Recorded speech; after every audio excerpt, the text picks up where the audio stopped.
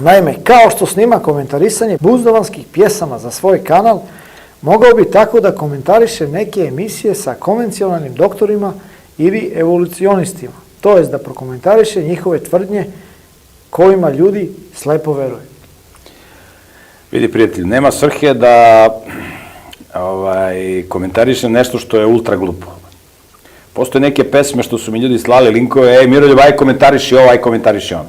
To je toliko glupo i vulgarno da to ne može se komentariši. Ja mogu da komentarišem neke pesme koje su koliko toliko,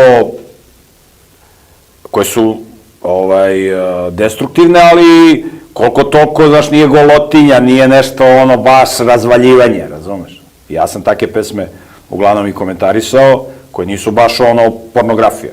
A imaš ovi koji su ono baš droga, prostitucija, ono fuj. Znači, to neću da komentarišem. Ja sam komentarisao neke pesme guslarskih, neke guslarske pesme sam isto komentarisao. Tako da planiram da komentarišem te neke pametne stvari guslarske. A ovo se više šalim sa ovim nekim buzdavanskim pevačima. Tako